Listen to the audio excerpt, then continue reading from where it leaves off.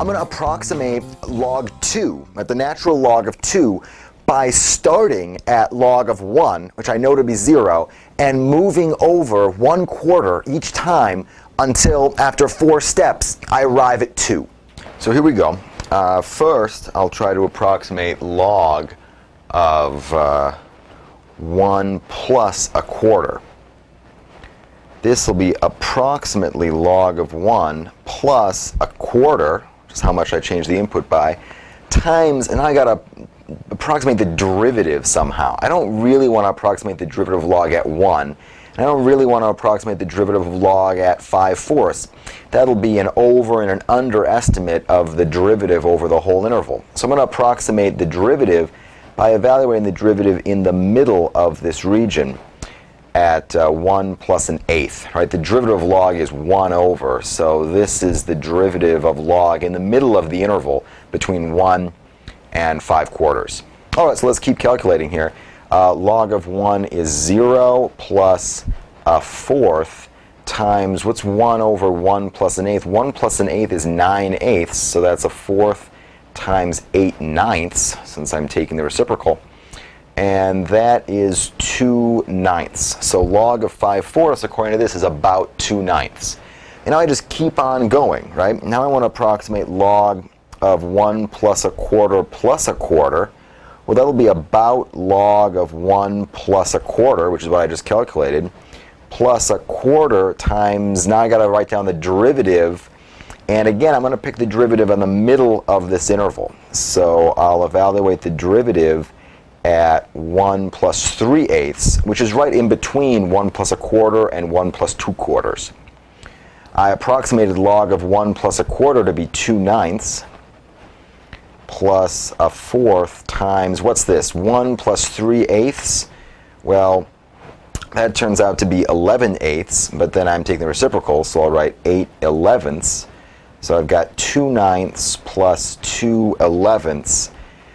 That works out to 40/99. So that's approximately log of 1.5.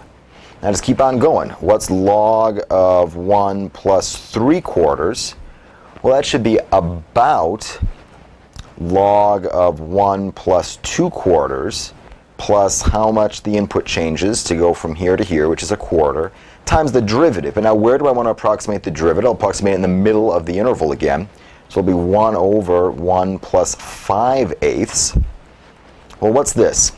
Log of 1 plus 2/4, log of 1.5. I just approximated that to be 40/99 plus 1/4 times 1 plus 5/8. That's 13/8.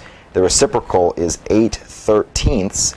So this is 40/99 plus 2/13, which, this is going to be a huge number. It turns out 718 over 1,287. And that's approximately log of 1.75. Now, here we go. What's log of 2?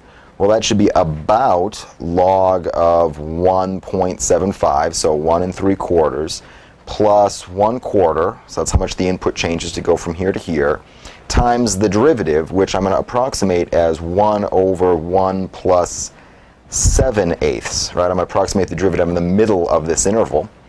And what does this turn out to be? Well, I just approximated this. That was 718 over 1,287 plus 1/4 times 1 plus 7/8. That's 15/8, so 8/15 with the reciprocal. So that's 718 over 1,287 plus 2/15, which turns out to be 4,448 over 6,435, which is approximately 0.691.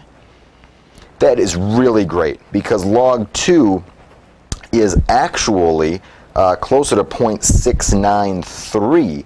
But 0.691 is awfully close to 0.693, and it's really fantastic that, just on paper, right, I'm able to get such a good approximation to log 2. Let's use this same Euler method, or more precisely the midpoint method, to approximate log 3. I'll use a little bit bigger step size here to save us some time. Now we can play the same game to approximate log of 3. Let's first do log 2 by writing log 2 as log 1 And I move from 1 to 2 by adding 1, so I'll add 1 times the derivative. And again, I got to pick where I'm going to evaluate the derivative. I don't want to evaluate the derivative of log at 1 or at 2. I want to do it in between, so there'll be 1 over 1 plus a half. So log of 1 is 0 plus 1 plus a half is 3 halves, but there's a reciprocal, so that's 2/3. So this is telling me that log of 2 is about 2/3. And now I can do the same trick again with a step size of 1. So log of 3 is log 2 plus 1, which is how much I change by to go from 2 to 3, times the derivative, the approximation of the derivative somewhere. I'll do it in between again, so it'll be 1 over 2 plus a half. All right, that's a point in between 2 and 3. And I approximated log 2 to be 2/3. And 2 plus a half, that's 5 halves, but the reciprocal, that's 2/5. And 2/3 plus 2/5, common denominator of 15, is 16/15, which is about 1.07. Now, how does this actually compare to log 3? Well, log 3 is actually about 1.0986. So, I mean, seriously, 1.07 is not such a bad guess compared to 1.0986, blah, blah, blah. Right? And here, I just used 2 steps with a whole step size here of 1. Right? So this is even a coarser approximation than the thing I used to approximate log 2. Now let's compute log 3 over log 2, or if you like, log 3 base 2. So log 3 over log 2 is about 1.584962501. It keeps going, right? What you might notice here is that 19/12 is 1.583. These are pretty close. We can rephrase this without using logarithms at all. So what I'm saying here is that log of 3 over log 2 is about 19/12. Well, if this is true, that means that 12 times log 3 is about 19 times log 2. Now, by properties of logs, 12 times log 3 is same as log 3 to the 12th, and 19 log 2 is the same as log 2 to the 19th. Now, if these logarithms are approximately equal, you'd think then that 3 to the 12th would be approximately 2 to the 19th. And yeah, sure enough, 3 to the 12th is 531,441, and 2 to the 19th is 524,288.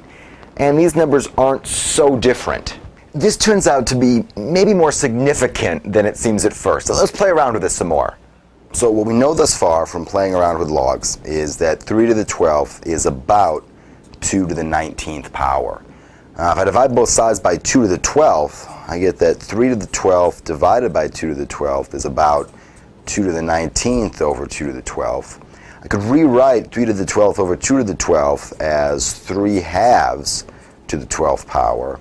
And I could rewrite 2 to the 19th over 2 to the 12th as 2 to the 7th power. So this is kind of interesting. 3 halves to the 12th power is about 2 to the 7th. These numbers, 7, 12, 3 halves, 2, they're significant musically. Right? 2 notes that are separated by a fifth are actually in a ratio of 3 to 2 in terms of their frequencies. Here, listen to 2 notes that are separated by a fifth. Those 2 notes are a fifth apart. Now listen to 2 notes that are an octave apart. Those 2 notes are an octave apart, and their frequencies are in a ratio of 2 to 1. Now the deal is that 12 fifths is about 7 octaves.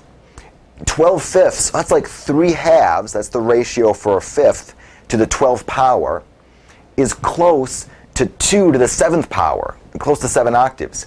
Here, let's listen to 12 fifths in a row.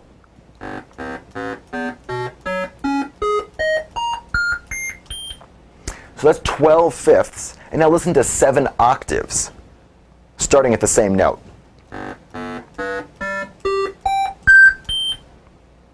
Notice that last note, right? They're close to each other. And that's really an audio proof that 3 halves to the 12th power is almost 2 to the 7th power.